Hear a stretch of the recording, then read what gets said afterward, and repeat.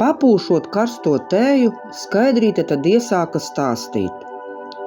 Vaļa Arijas pensija ar mani vienā laikā. Viņas vietā tad būs Baiba.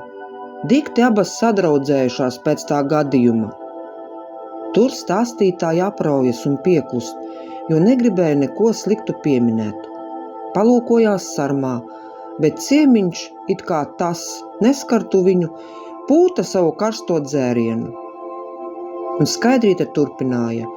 Tu jau zini, kāda mūsu Valentīna. Tad nu šos ničus un stičus, kuri var noderēt veikala vadītājai, ierāda tad Baibai. Nezinu, kā tur būs tām, kurām tur vēl jāpaliek un jāstrādā. Baibas Signe turpat ar pa veikalu. Dikti tāda spindzīga, bet nu labi, man tik pāris mēneši un es no turienes prom, lai tad tur plēšas un komandē vienu otru. Taņai vēl viens bērniņš, 7. pa šo laiku, puika. Vaļa jau spēra zemes, kad uzzināja, ka Taņa uz grūtām kājām. Reizēm liekas, ka Vaļa izturas tā, it kā viņai būtu jāuztur Taņas bērni. Zojai ar Astrīdu neko, viss pa vecam, darbs, mājas un tā uz riņķi. Stasīts jau pusgadu kā bauda savus pensiju gadus. Viņa vietā tagad ir Baibas znota kandidāts Gatis. Nav jau vainas puisim, bet ātri ir aptvēris, ka ja nu kas, tad aizstāvēs, ja ne Baibe, tad Signe tiešām. Un tā mums te iet. Pastāsti, kā tev? Varbūt esi otrais apprecējusies? Nē, neesmu gan. Sausi atbildēja sarma, liekot saprast, ka šī tēma ir slēgta. Kā tad, ieturot pauzu un minstinoties jautāt vai nē, tomēr prasiet tālāk. Jurim iet. Nu, Juris tagad dzīvo tajā dzīvoklī, kur tu savulaik apprecējies ir ar mūsu galvenās grāmatvedes meitu. Atceries? Kāzas pompozas bija. Nu kā tā nebūs, ja noraudzītā līgava Vaļai ar paprātam. Pagājušo nedēļu Jura sievu satiku gastronomijā. Var jau skaidri redzēt, ka drīz būs ģimenes pieaugums. Kā nobeigumā Skaidrīte iedzēra savu sagatavoto tēju. Ak tā, domīgi novilka sarma. Kā zaķis cilpodams pa ceļu, kad to apžilbina starmešu gaismas, tā arī sarma pārlēca pie citas tēmas. Redz, kā skrien laiks. Mana Zana jau beidz skolu. Mēs jau ar Skaidrīt. Esam palikušas tikai skaistas, nevairs jaunas. Tā jau ir. Es tev gribu uzdot vienu jautājumu. Rauj vaļā. Tukšojot cigoriņu dzērienu, teica sarma. Tā taisnība, ka tu ar meitu reti satiecies, tas ir reti apciemo. Te jau katrs runā savu izdomāto versiju. Nevar neko saprast, tāpēc jautāju tev, kā tad īsti ir? Kas katram reti, kas bieži? Man jau liekas, ka pietiekami. Tak ir tas teiciens, retie ciemiņi ir visgaidītākie. Donāts tak tiek ar visu galā, paskati sieva ir, gan jau ar preti Zani izturas neslikti, jo zinot savu bijušo neļaus, ka meitai dara pāri. Bet vai tu pati neilgojies pēc sava bērna? Kā neilgojos? Iedomājos jau reizēm.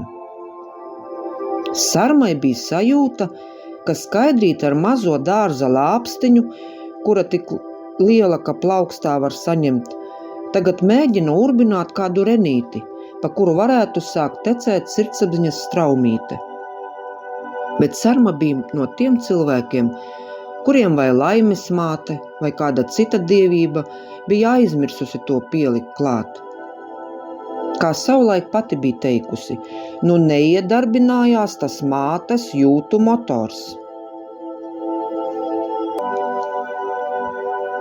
Skaidrīte saklāja vienā no istabām viešņai gultu. Novēlēja ar labu nakti un pati devās uz savu istabu. Jau atgulusies prātoja par sarmu.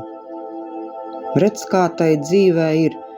Cits gatavs bērnu dēļ paciest un pārdzīvot ne to vien, bet Sarma par savu eksistenci atgādina ar meitas gauž retajām apciemošanas reizēm. Tur nav jēgas kaut ko mācīt vai mainīt, nevar taču kaķi pārtaisīt par suni. Atceros, kad pašiem laukos bija tāda klaiņojoša kaķene, kā viņu sauca, pareizi Mince. Šī ar nebija vēl lāgā kaķēnus sadzemdējusi, kad jau 3. dienā pa durvīm laukā jau meklēt nākamos kavalierus. Vakarā atgriezās, piegāja pie saviem bērniem, aplūkoja, it kā viss kārtībā, un jau nākamajā rītā atkal šmauca prom. Un ko padarīsi tādai? Piesiet pie kājas, lai pilda mātes zīdītājas lomu? Nav jēgas. Tā prātojot, mājas saimniece jau bija iesnaudusies. Rīts pienāca ātri, jo to sasauca modinātāja skaļā zvanīšana. Sarma posās uz autobusu, Skaidrīte uz darbu. Pirms tam abas ātri parokastoja, apmainoties ar pieklājības frāzēm, kā gulēja vai nebija augsti. Mazgājot brokastu krūzes, Skaidrīte atcerējās, ka viņai agrāk esot bijis suns, kurš mēdzis pa naktīm ne no šā, ne no tā riet. Tad gan gulēšana ne pašai, ne kaimiņiem. Nācies sētas sargu ņemt mājās, tepat koridorī. Pasegusi vecu seguli, lai tad guļ. Kad sunītis cienījamā vecuma dēļ nomiris, vienu brīdi apdomājusi, varbūt, ka jaunu ņemt, bet tomēr nolēmusi, ka laikam tad nē. Koļam, tas, kurš vaļai kaimiņos, ar jālauza galva, vai ņemt citu mājas sargu vai nē. Visi kaimiņi brīnās, kas varēja ar viņa reksi tik pēkšņi notikt. Vienu dienu tāds saguris, nākamajā jau ne ēd, ne dzer, pēc tam, kad dzīvs, varēja noteikt pēc tā, ka ik pa brīdim pagroz acis un lēni vēl cilājās krūšu kurvis. Atsaukuši vetārstu, esot suns kaut kur žurku zāles saēdies, glābt vairs nevar. Kur tad suns tika pie žurku zālēm? Koļa jau sunīti vairs brīvībā nelaida. Esot tur vienreiz salēkušies ar mūsu vaļu, it kā reksītis šās zālienu izgulējis. Pēc tās reizes suns par brīvību varēja tik sapņot. Pagājis laiciņš, un tad ar nabagu šitā nelaime.